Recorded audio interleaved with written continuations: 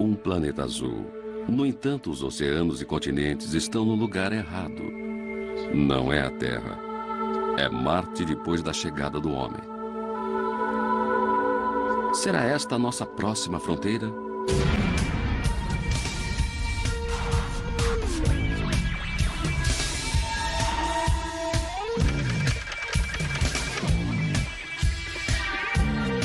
O Império Solar. Tudo indica que o nosso planeta azul é o único lugar onde há vida. Mas não havia antes. E quem pode garantir que haverá para sempre? Algum dia, talvez tenhamos todos que nos mudar.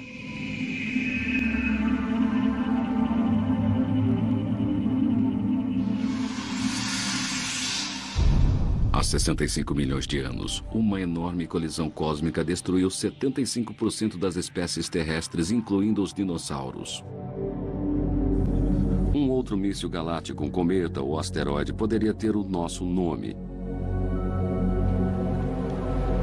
Nosso planeta está superpopulado. Em razão disso, estamos exaurindo nossos recursos naturais na mesma proporção que os extraímos. Uma outra guerra mundial seria capaz de devastar não somente a humanidade, mas também o planeta. Todos estes são bons motivos para se procurar outras alternativas. Além disso, a natureza humana está sempre ávida em conhecer outros mundos.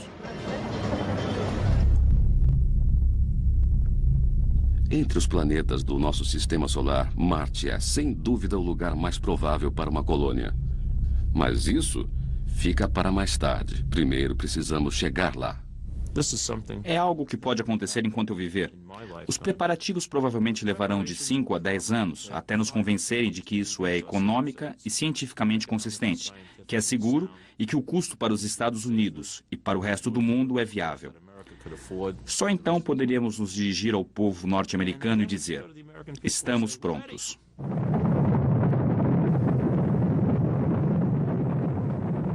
O pouso em Marte é apenas mais um capítulo na longa história da conquista do espaço.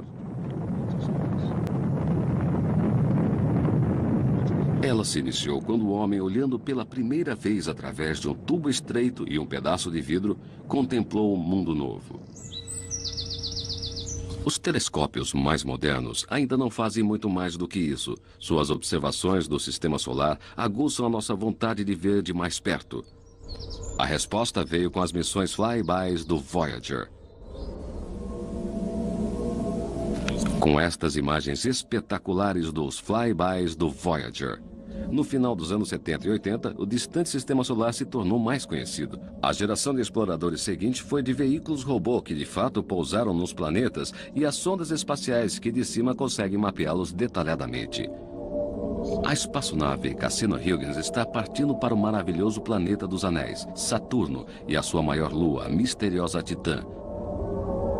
Ela é uma entre os dois mundos que se sabe encobertos por uma camada densa de nitrogênio. O outro é o nosso planeta.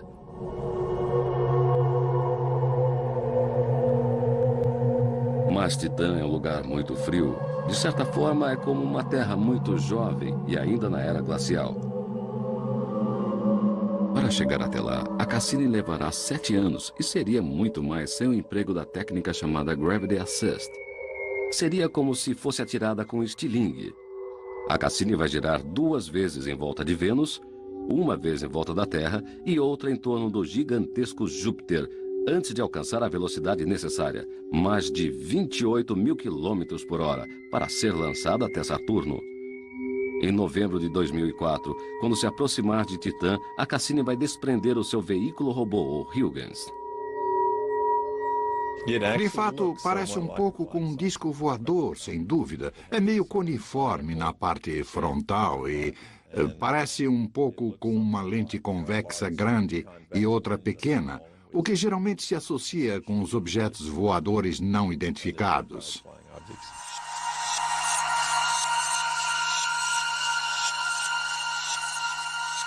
Quando Hughes entrar na atmosfera de Titã, o disco voador de 2,40 metros estará perfazendo cerca de 6,5 km por segundo, quase 10 vezes mais rápido do que o Concorde.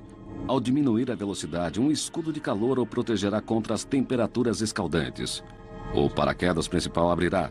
Quando ele estiver a 400 metros por segundo, ainda estará a 160 quilômetros de distância da superfície de Titã.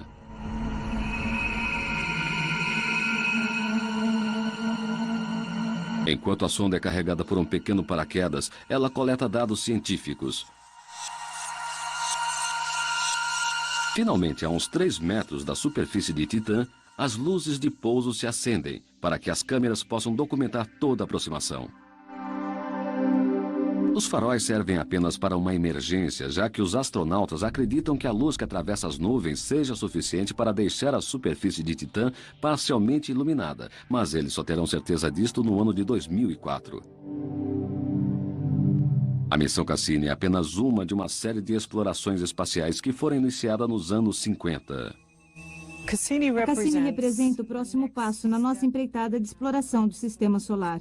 Em 1958, foi elaborado um planejamento que previa enviar uma missão de reconhecimento, depois outras que ficassem mais tempo no sistema planetário e que fizessem novas explorações, e finalmente, quando possível, uma terceira que retornasse com amostras. A Cassini se enquadra no segundo caso. Ela é o que existe de mais moderno em matéria de sondas, mas seus inventores na IS Robotics em Boston já estão a caminho da próxima etapa. Percevejos espaciais. Estes mini-robôs ágeis e automotrizes, parecendo insetos, irão rastejar no local onde futuramente pousarão as sondas exploradoras em busca de dados. O futuro dos robôs de pernas no espaço é um fato. Sua habilidade para superar obstáculos é muito maior do que os veículos tradicionais. Este mecanismo menor é muito mais forte do que aquele mais pesado. Então poderíamos enviar 50 ou 100 destes para Marte ou outro lugar para fazer explorações. Mesmo se a metade deles fracassar, ainda assim teremos dados válidos.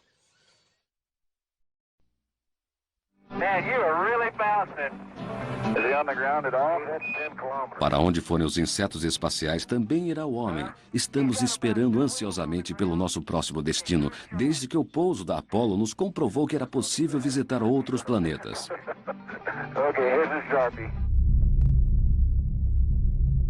E este destino é Marte. Enquanto ele permanecer no céu, como o olho sanguíneo de um deus romano da guerra, o planeta vermelho nos acena.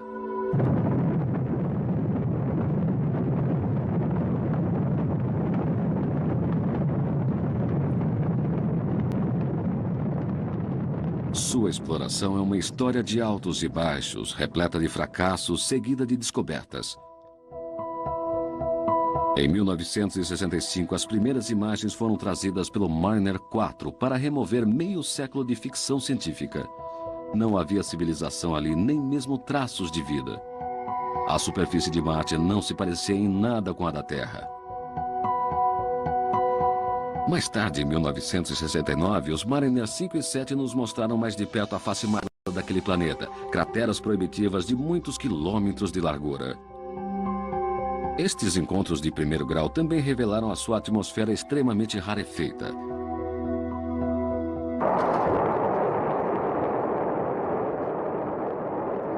Para os russos, Marte foi apenas um azarão, que a partir dos anos 60 só lhes proporcionou acidentes e fracassos.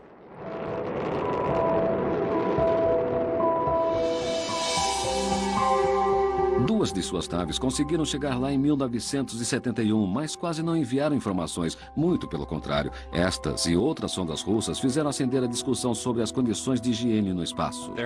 As sondas russas enviadas a Marte têm causado preocupação por não terem sido adequadamente esterilizadas. Micro-organismos terrestres podem ter se embarcado clandestinamente, sobrevivido à viagem e, uma vez tendo ali pousado, ter se desenvolvido e prosperado em Marte. Esta é uma possibilidade remota, mas a esse respeito os russos não foram adequadamente convincentes. Até meados de 1990, foram duas espaçonaves americanas que nos forneceram a maior parte das informações sobre aquele planeta. Quando as Vikings 1 e 2 chegaram em Marte em 1976, eram consideradas as mais ambiciosas espaçonaves até então. Foram gigantescos avanços na história da exploração espacial. Cada uma delas tinha duas partes, uma órbita para mapear de cima o planeta e um explorador para pousar.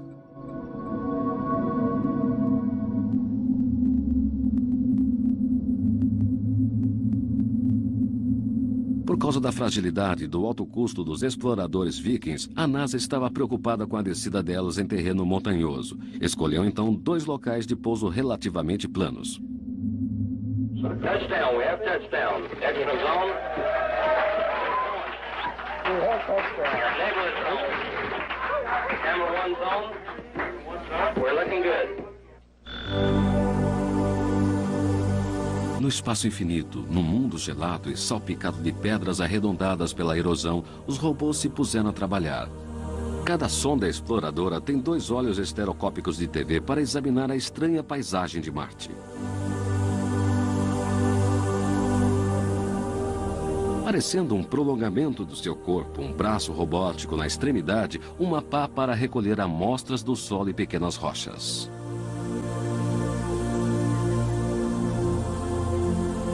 Para aqueles que esperam encontrar sinais de vida no planeta vermelho, os resultados foram decepcionantes. O solo ali é completamente estéril e não apresenta marcas que comprovem a existência nem mesmo das formas mais primitivas, vivas ou fossilizadas. O dia marciano é apenas meia hora mais longo que o nosso, mas as estações do ano duram o dobro do tempo.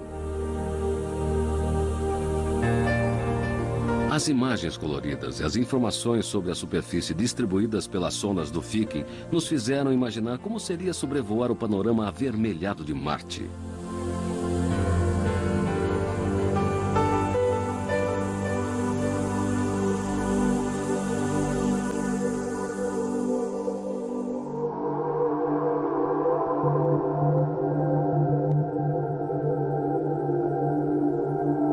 Elas também forneceram fotografias coloridas espetaculares sobre as capas polares marcianas.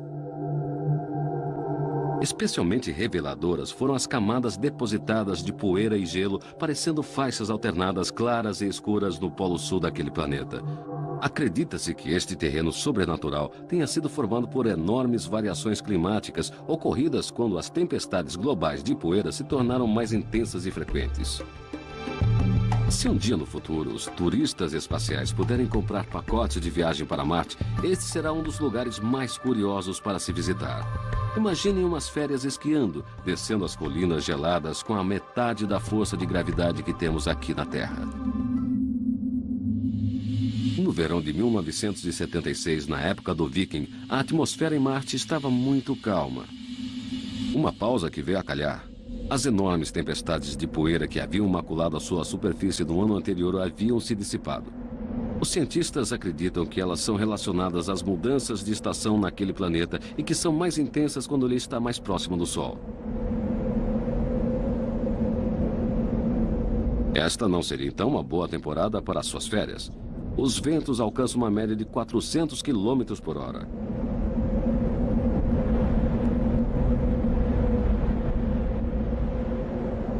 Não se sabe o que aconteceu em 1993 com uma nave espacial chamada Mars Observer. Quando ela se preparava para entrar na órbita do planeta vermelho, enviou apenas uma imagem obscura em preto e branco. Depois disso, perdeu contato.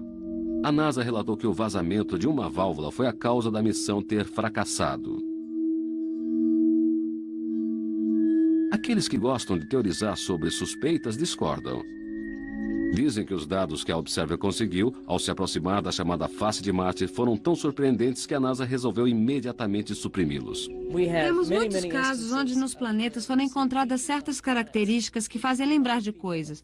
Aí as pessoas dizem, bem, então é isso. E se foram vistas, devem ser interpretadas como provas de uma civilização que viveu ali. Se não se concorda com eles, é porque algo deve estar sendo escondido.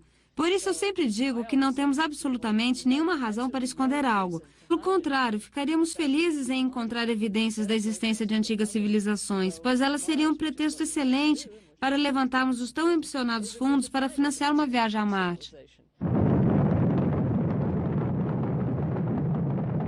O sucessor do Observer chama-se Global Surveyor e foi lançado em novembro de 1996. Ele vai fornecer a primeira pesquisa de imagem completa de todo o planeta Marte.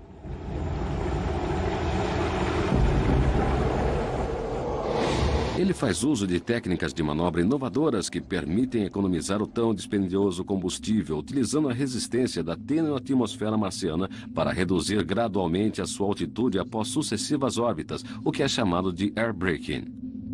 Após 4 meses, o Global Surveyor acabará girando numa órbita quase circular, passando por sobre 2 polos e permitindo uma imagem de toda a superfície.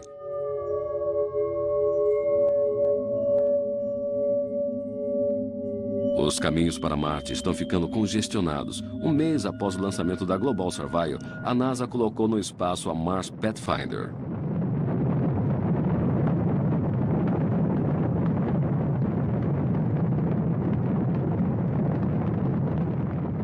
Ela é, sem sombra de dúvida, a missão mais ambiciosa para o planeta vermelho.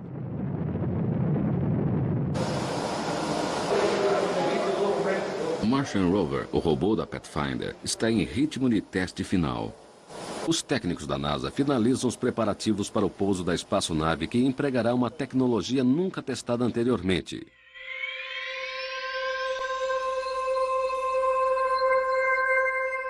Se a entrada da Pathfinder na atmosfera superior de Marte não fornece grandes emoções, seu pouso, entretanto, é espetacular. Um fino escudo térmico a protege do calor abrasador da entrada na atmosfera, enquanto a velocidade é reduzida de 27.300 para 1.600 km por hora. Como na sonda Huygens, um sistema de paraquedas é usado para freá-la ainda mais até que alcance 190 km por hora.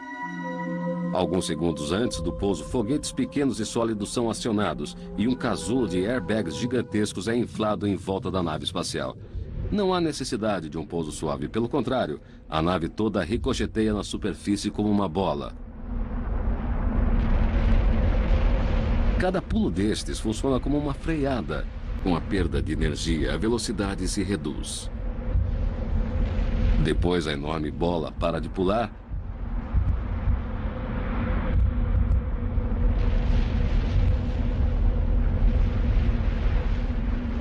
e lentamente o feixe de airbags vai esvaziando e a espaçonave se acomoda suavemente no solo marciano, o seu novo lar.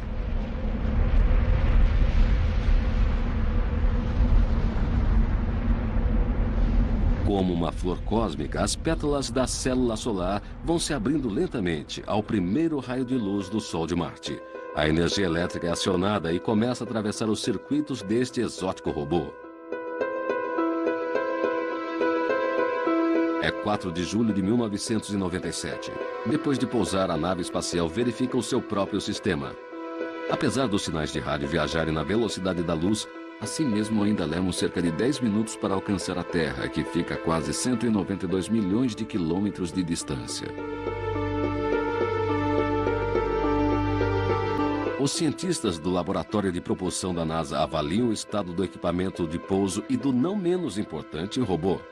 Após a verificação, ele recebe o comando para começar a explorar.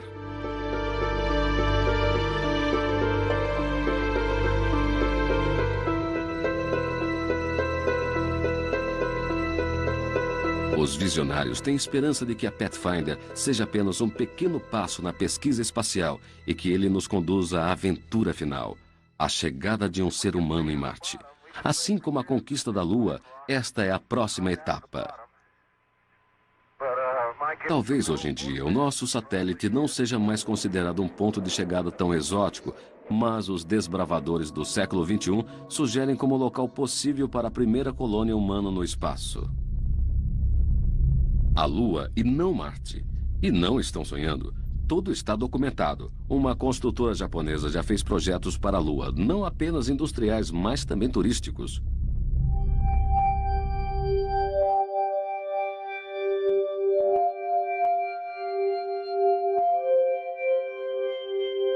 Antes que qualquer colono humano venha passear na Lua, ela abrigará um grupo misto de cientistas. Um posto avançado com homens e mulheres que irão pesquisar a superfície lunar, fazer experiências com a produção de alimentos e projetos para possíveis edificações, minas e instalações científicas. Alguns astrônomos acreditam que a Lua seria a localização ideal para um grande telescópio óptico. Por causa da distância que a separa da Terra, ela também acomodaria perfeitamente um radiotelescópio. Se localizado no lado distante da Lua, poderá detectar sinais que não podem ser captados na Terra. Para os pioneiros que pretendiam deitar raízes para as gerações futuras, a nossa Lua prateada parecia um deserto agreste. No entanto, há esperanças agora de que exista gelo no seu Polo Sul. Creio que o desejo de colonizar a Lua irá aumentar à medida que se constatar a existência de água no seu Polo Sul. Mas se tivermos que transportá-la até lá, sabe como é? O ser humano necessita de cerca de 20 litros por dia no mínimo. Então, se eu tiver uma colônia permanente na Lua, com, digamos, centenas de pessoas, as despesas de transporte de água por si só já seriam excessivas.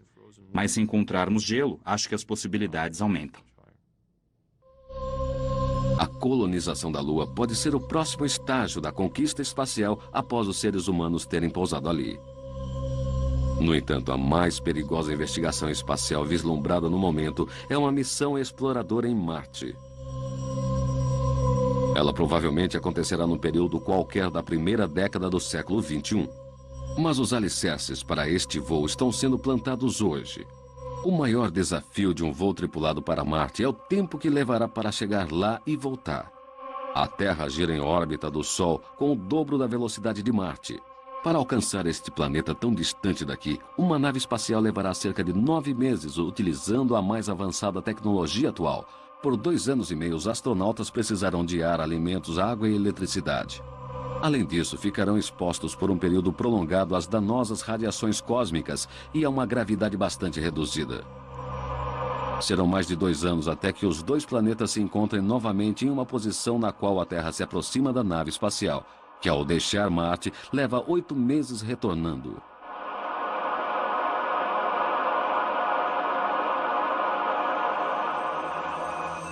Se o corpo humano tiver que enfrentar estas viagens para planetas distantes, a tecnologia será fornecida pelas pesquisas realizadas no momento em estações espaciais em órbita na Terra.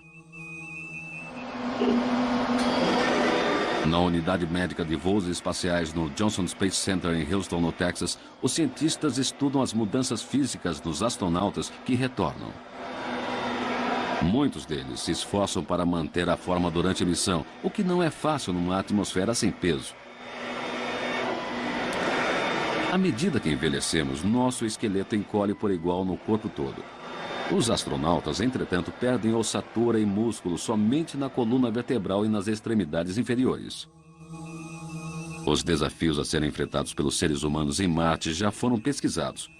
Foi a partir de 1986 que os tripulantes da Estação Espacial Russa Mir estabeleceram os fundamentos das missões espaciais de longa duração do século XXI.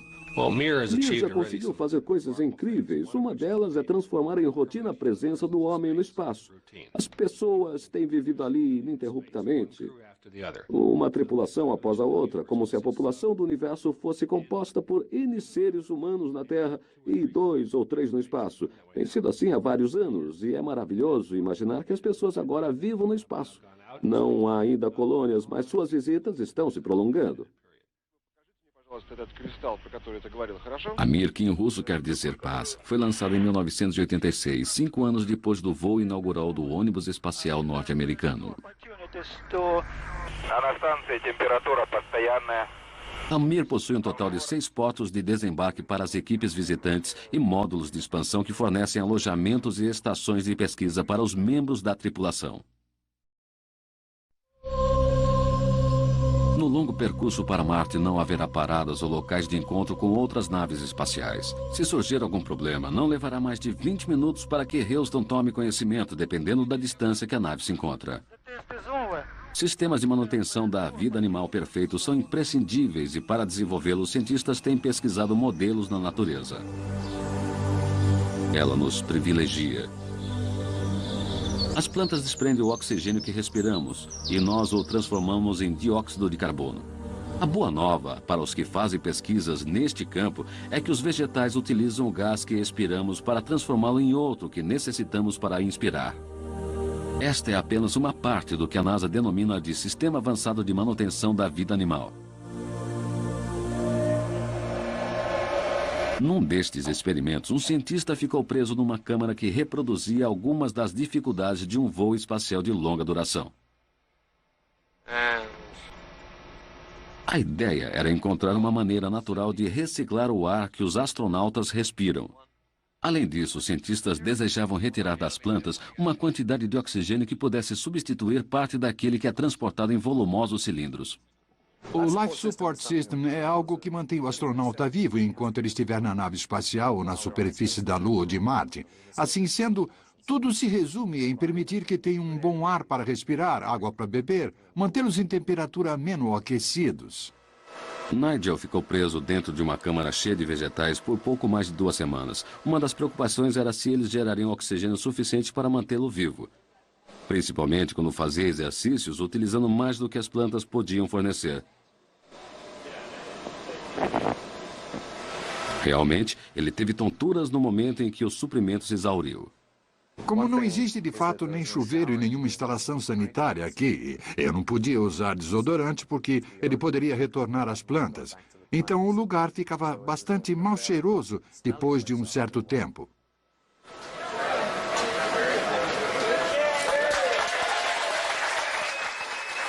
O experimento foi um grande sucesso.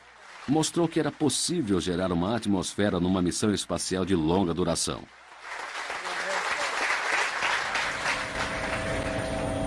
No Kennedy Space Center, a necessidade de uma alimentação nutritiva está sendo incorporada ao Sistema Avançado de Manutenção da Vida Animal. A batata e o trigo têm sido colocados lado a lado nas experiências de vivência prolongada no espaço. Esta é a safra que cultivamos nesse sistema. É um trigo especial. Foi desenvolvido especificamente para o Sistema Avançado de Manutenção da Vida Animal. O que planejamos fazer é demonstrar que o sistema é viável e que funciona bem. Quem sabe um dia seja utilizado numa base da Lua ou em Marte.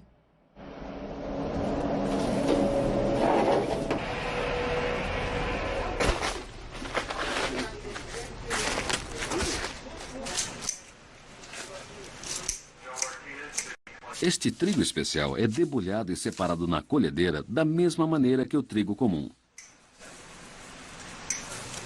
Nos testes de autossustentação das espaçonaves do futuro, cada fragmento é pesado com exatidão. O trigo consegue produzir energia da luz, mesmo que ela não seja solar. Usando diferentes níveis e espécies de luz, os cientistas tentam encontrar a forma mais eficiente de cultivar vegetais no espaço. A batata também tem suas vantagens. Se alguma vez chegarmos em Marte, são perfeitas para esse tipo de sistema. Ficaremos entediados se não tivermos outra coisa para comer. Talvez seja necessário cultivar também soja e amendoim.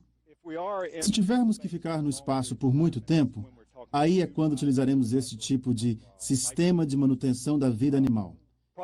E provavelmente a primeira planta que vamos procurar será a batata, porque não demora muito para comer, e mais, temos bastante quantidade de tubérculo e pouco caule e folha para jogar fora. Estes experimentos com plantas são o princípio de um longo processo. Eles vão continuar empregando resíduos humanos para regar as plantas, o que é o sonho dos ecologistas. O desafio do sistema de manutenção da vida animal não é apenas a cultura das plantas, mas também a reciclagem de resíduos, quer sejam das próprias plantas ou dos homens. Para reciclá-los, vamos colocar novamente os nutrientes que elas possam posteriormente utilizar.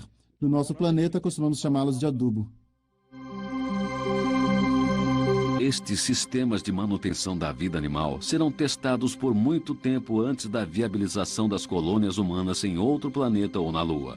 A conclusão da primeira Estação Espacial Internacional está programada para o ano 2002. Ela vai pesar 450 mil quilos e receberá voos vindo de 4 complexos de lançamentos no mundo. Acredito que durante a sua existência, cerca de 80 naves pousarão ali. Terá 100 mil watts de força, 1,95 km de diâmetro, uma cabine pressurizada, um local de moradia, o tamanho de 2 aviões jumbos e terá a bordo apenas 6 pessoas que viverão ali. É eficiente como o mocinho dos filmes de cowboy. Olhando para um futuro distante, tudo isto seria apenas o princípio. Imaginem enormes estações espaciais situadas na órbita da Terra e utilizadas preferencialmente para turismo.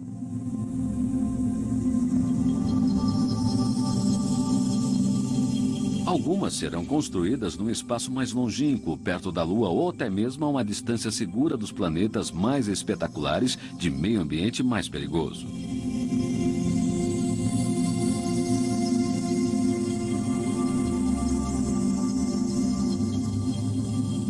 Enquanto que a chegada de um ser humano a um asteroide perto da Terra é tecnicamente mais fácil e economicamente mais viável, uma visita a um cometa ativo teria bem mais dramaticidade e emoção. Esta experiência poderá ser realizada no ano 2061, quando o histórico cometa Halley retorna ao sistema solar interno. Hipoteticamente, os astronautas poderiam pousar nele antes de se aproximar do Sol. Anterior aos cometas, a nossa próxima investigação espacial será Marte.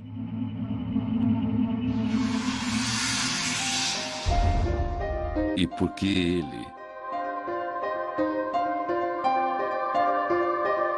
Os gigantes de gás fora do sistema solar apresentam problemas insolúveis. Suas faixas de radiação são extremamente perigosas para o ser humano e, como não possuem superfície sólida, não é possível pousar ali. No entanto, a vista maravilhosa que suas luas proporcionam fazem-nos pensar que Júpiter, Saturno e até mesmo os distantes Urano e Netuno poderiam também se tornar atrações turísticas nos próximos séculos. Imagine o imenso planeta Júpiter apreciado em todo o seu esplendor da superfície de Ganímede, sua lua gelada. Conceba os gloriosos anéis de Saturno enchendo metade do céu observados de Encelados ou Mimas, seus satélites gelados.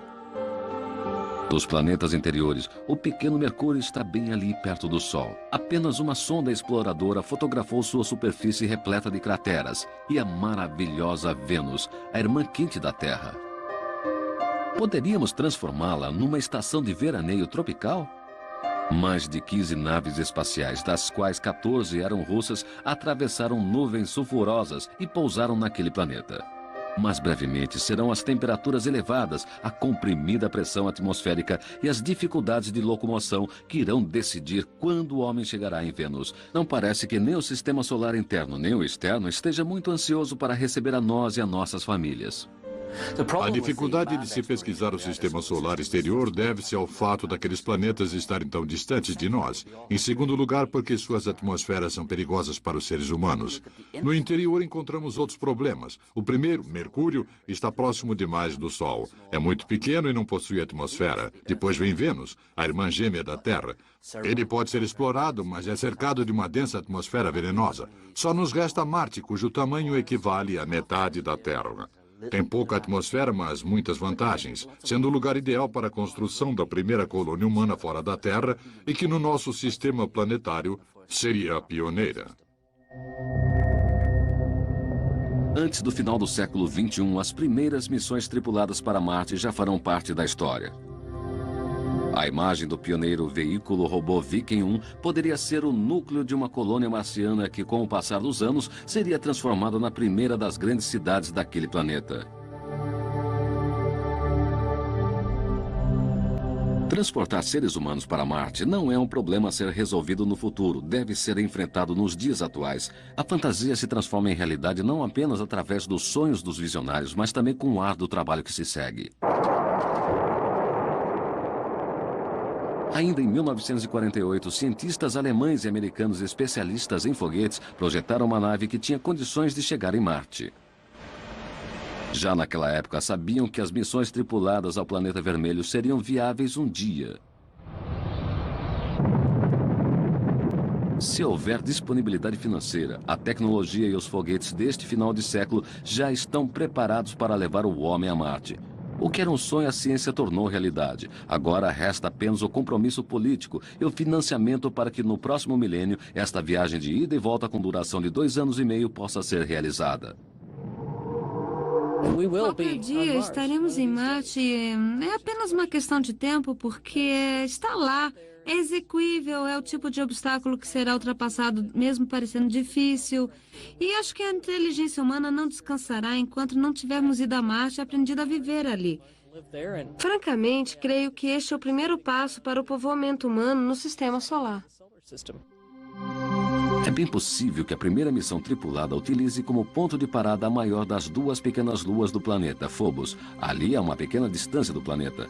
Os astronautas poderiam se recuperar após os longos meses que estiveram confinados dentro de uma desconfortável nave espacial.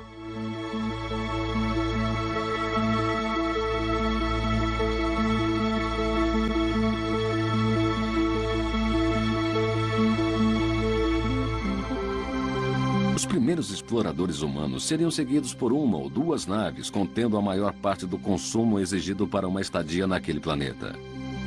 Um veículo marciano movido a rodas permitiria que os astronautas se locomovessem numa área mais ampla em vez de ficarem confinados ao local de pouso.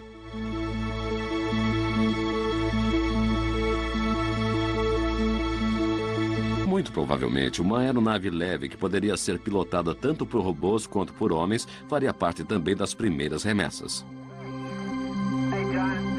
Para os seres humanos, a experiência de Marte seria bem diferente daquela dos astronautas da Apollo na Lua. Em vez da escuridão lunar, os primeiros homens a pisar em Marte irão se deparar com um céu profundamente vermelho. O solo acinzentado da Lua será substituído pelos tons vivos de laranja e carmim do deserto marciano. Os astronautas irão pesar um pouco mais do que o dobro do que pesavam na Lua, mas ainda assim irão precisar das desajeitadas vestimentas espaciais que lhe fornecerão oxigênio e proteção contra o ambiente hostil.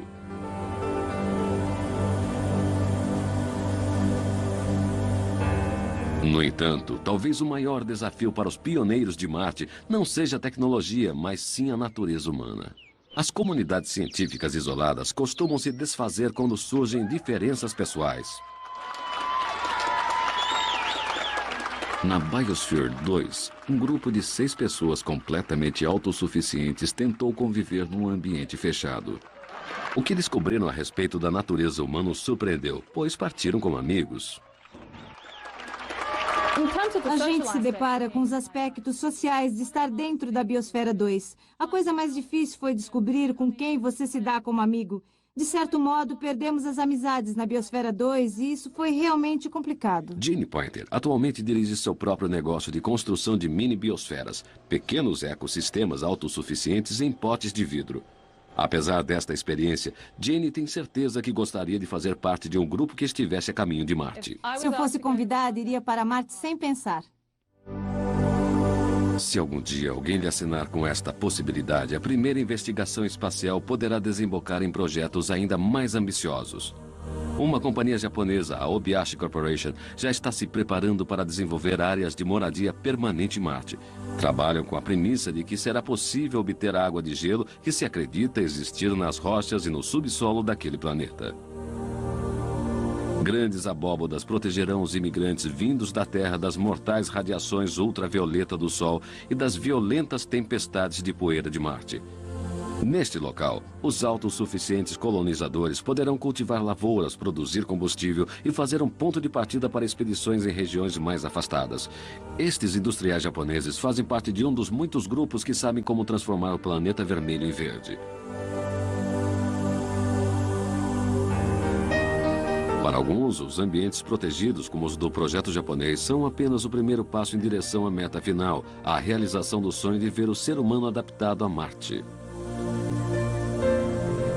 O objetivo é criar no planeta um meio ambiente adaptado à vida animal, semelhante ao da Terra, para que os animais e seres humanos possam respirar livremente. Este processo é conhecido como terraforming, deixar Marte igual à Terra. Mas isso é possível? Na Terra existe uma rede de ciclos naturais que mantém a água, oxigênio, nitrogênio e carbono em níveis compatíveis com a vida animal. Mudar as características de um planeta inteiro levará milhares de anos. Através da tecnologia para computadores dos dias atuais, é possível visualizar em poucos minutos o que levaria eras para realizar. Começamos com Marte. Um planeta atualmente árido. Em parte alguma da superfície existe água. Toda ela está presa nas rochas e nas capas polares. O tempo avança. Imaginemos colonos e robôs trabalhando com afinco na superfície vagarosamente. Durante centenas de anos, o planeta foi sendo aquecido pelos gases das estufas de plantas, deliberadamente expelidos e pelo próprio efeito estufa. Imensas reservas ocultas de água são pouco a pouco liberadas pela liquefação do gelo sob a superfície. Seu volume aumenta ainda mais quando as capas polares derreterem, até que mais uma vez o precioso líquido enche as bacias oceânicas, desfiladeiros e vales dos rios, aos poucos pintando Marte de azul. Será então um planeta construído à imagem do mundo dos seus construtores, os habitantes da Terra. Localizados a milhões de quilômetros de distância, é Marte que, com seus oceanos e mares, atmosfera carregada e nuvens, ficou verde. É um mundo novo. Como é possível que tal coisa venha a acontecer? Para começar a fazer daquele planeta um lugar habitável para os seres humanos, é preciso que um batalhão avançado de pequenos insetos se ponha a trabalhar, liberando os produtos químicos que produzem vida. O cientista Julian Hiscox está preparando uma série de vasos que ele chama de vasos de Marte e que são pequenas amostras das diferentes etapas do terraforming de Marte. Os vasos de Marte não passam de potes de vidro, onde colocamos bactérias que são cultivadas sob condições que simulam as de Marte. Assim sendo, elas têm uma atmosfera muito tênue de dióxido de carbono e recebem através do vidro radiação ultravioleta. Eu utilizaria estes mesmos vasos para adaptar os organismos terrestres, de modo que proliferassem em Marte durante o período de engenharia planetária. O problema desta engenharia é que apenas depois de 200 anos as condições estarão adequadas. Se conseguirmos fazê-los chegar até Marte, eles poderão realmente auxiliar no processo de engenharia planetária. Podemos projetar insetos que irão liberar dióxido de carbono do carbonato. Esse dióxido de carbono vai agir como um gás expelido por uma estufa de plantas e mais tarde servirá para aquecer Marte.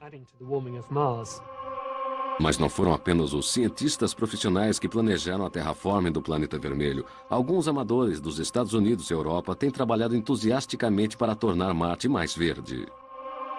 Parece muito com ela, ainda mais quando está próxima. Temos toda a história narrada aqui. Eu estou ansioso para ver como vai ficar depois de pronto. Glad to start.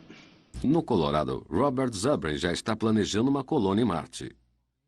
Eu preciso de uma furadeira para enterrar no solo uma sonda para o lençol freático. É ali que vocês vão encontrar. Ao mesmo tempo que afundam em suas fantasias sobre a colônia humana em Marte, os visionários ficam frustrados com a iniciativa governamental. Esta ideia de que não estamos prontos para ir a Marte é totalmente errada. Podemos não ter nenhuma força do hardware que queremos utilizar, mas sabemos como construí-lo. E hoje em dia temos muito mais conhecimento sobre como enviar as pessoas a Marte do que tínhamos em 1961 no caso da Lua. A Evolution House de Kew Gardens, um parque público de Londres, é o exemplo mais próximo de terraforming encontrado pelo Dr. Richard Taylor aqui na Terra. Ele é outro que traça grandes planos para Marte. Lá provavelmente não exista gás suficiente para produzir uma atmosfera demarcada pela força da gravidade e que possamos respirar. Assim sendo, proponho construir naquele planeta uma estrutura chamada de World House, Casa do Mundo, que seria uma gigantesca casa de vidro com telhado sustentado por torres e que estaria a cerca de 3 quilômetros da superfície. Soa como um projeto gigantesco, mas poderia ser feito inteiramente com materiais nativos de Marte. Ficaria barato e levaria relativamente pouco tempo para ser construído. Somos realmente movidos pela vontade e o sonho de ir até lá realizá-lo.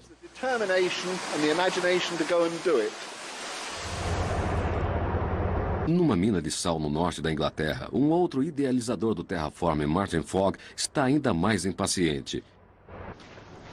Ele já percorreu o subsolo para estudar o problema. Acredita que a solução está na liberação através de explosões de matéria procedente das profundezas de Marte. Este processo aqueceria o planeta e forneceria os gases necessários para a atmosfera. Na opinião dele, problemas dramáticos exigem soluções igualmente drásticas. Se for verdade que o CO2 se transforma em rocha, então precisamos de muito mais energia, de um método mais energético para liberá-lo. E só vejo uma possibilidade nesse caso: bombardear o subsolo com explosivos nucleares nas camadas ricas para que eles liberem o CO2. Nem todo mundo concorda. Martin Fogg propõe que os gases voláteis encontrados nas profundezas das rochas sejam liberados por meio de perfurações e da utilização de equipamento termonuclear. Posso até aceitar, pois não passa de um novo método de explosão. A raiz do problema é que causa danos às camadas de rocha. Se você o quiser minar ostensivamente ou fazer outras coisas no planeta, depois de fragmentar suas rochas, não poderá colocá-las de volta. Algum dia, Marte será explorado e talvez até formado. Até lá, provavelmente, teremos uma visão mais ampla do espaço. Até onde irá? Quem sabe? Talvez hajam planetas parecidos com a Terra prontos para nos receber sem que seja necessária a nossa intervenção para adaptá-los às condições humanas. Os primeiros passos do homem na Lua e em Marte muito provavelmente levarão até outras experiências semelhantes em mundos que giram em órbitas diferentes das nossas.